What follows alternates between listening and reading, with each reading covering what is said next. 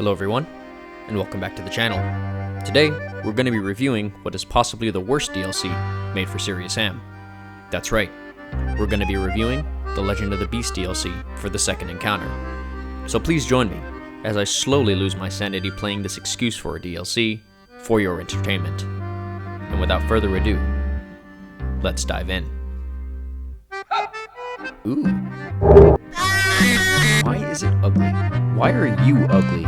This is a very cozy area, but how do I get out? Why are you running? Why are you running? This is about to be the best prank ever. Boop. Come on, man! That's too easy! To start off, Legend of the Beast is not a very good DLC. The areas are rehashed from Serious Sam Alpha, the DLC is meant to take place in the first encounter, but there's a Zumble here who doesn't show up until the second encounter, and the final boss is a Knoom from 3BFE, and that's not even going into the level design and weapon progression. Legend of the Beast was supposed to be a challenge for players who wanted more, but in the end, all I wanted was to take a bath with my toaster. But that's enough about me telling you it sucks. Why don't we go find out for ourselves? Legend of the Beast has 3 levels, all of which take place in between Metropolis and Alley of the Sphinxes. So despite canonically having a full roster of weapons, we start off with the revolver. You might want to get comfortable with it because this is what you'll be using for the majority of this level. Our goal here is to press these 2 buttons to lower the cage holding the pump action shotgun. Problem is, you start with 30 health, and in between you and the buttons are arachnoids, plural. So you're going to be shooting for a while. Once you get to either of the buttons, you can get a second revolver. There's a secret roll hiding a pump action shotgun right here. Very good. Same story on the other side, except there's a secret teleporter under the bridge. Aw, you motherfuck! Finally, there's also these 2 secrets. Once both buttons are pressed, the shotgun is lowered, and you get to fight this absolute unit. As mentioned earlier, this is the Zumble, an enemy that made its first appearance in Sierra de Chiapas, the first level of the second encounter. Tell you something. So why is he here? It really begs the question. What is his purpose? Where did he come from? And can he hit the sturdiest gritty I've ever seen? All in all, a short level, but it would have been significantly better with less arachnoids and if I had anything but the revolvers for the first half.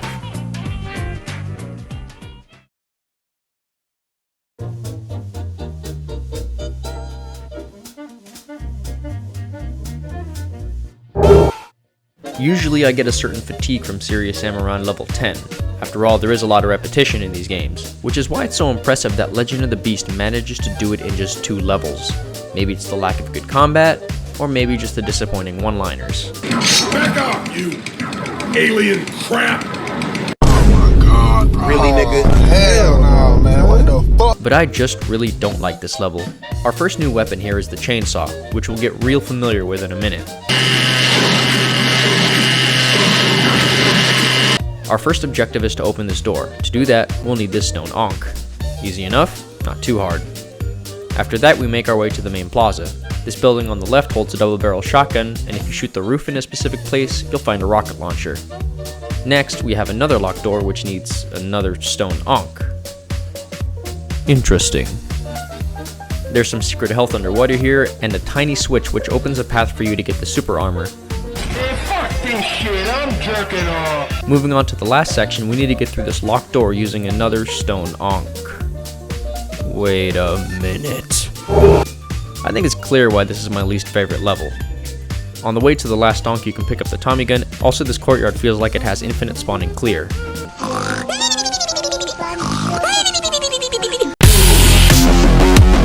Finally, we get to move on to the last area.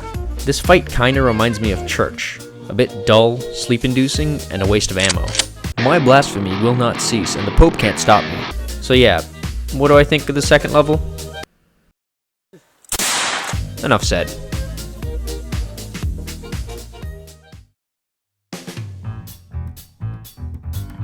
Whoa!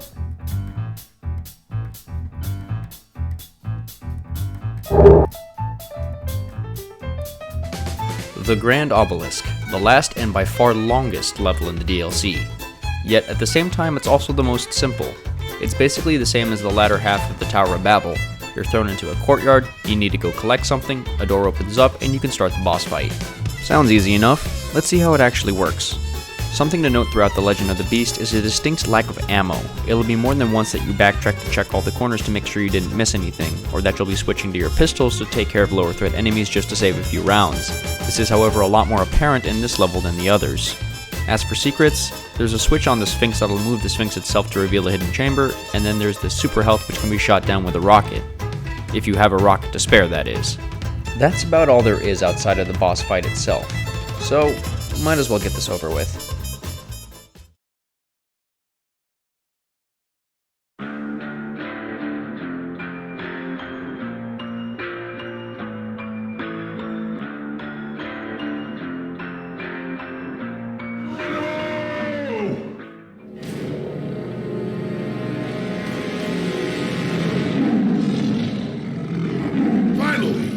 Beefy opponent. Yep, the final boss of Legend of the Beast is a powered-up gnome. The way to take him down is fairly simple. Around the arena there are these buttons that you have to press. After pressing them all, you need to shoot the buttons above and in front of his throne and lure him to the center of the arena, where he'll take more significant damage from a laser beam. Repeat until dead.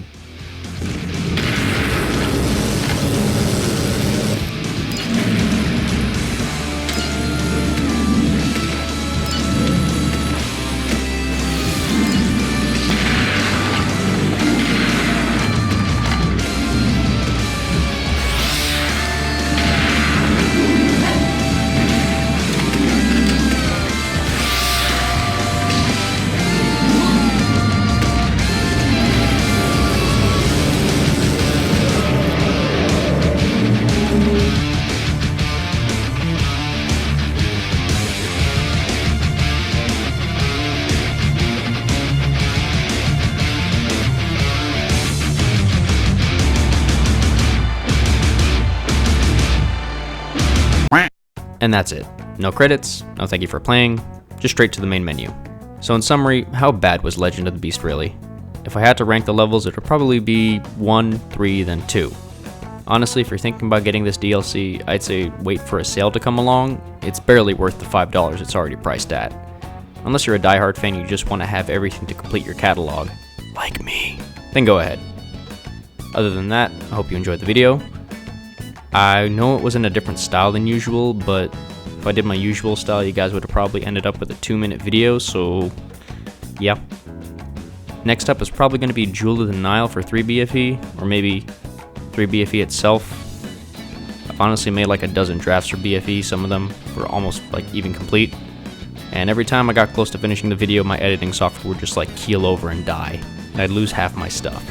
So if you were wondering, that also explains the absence. It's pretty exhausting nearly finishing a video a dozen times only for it to be ripped away.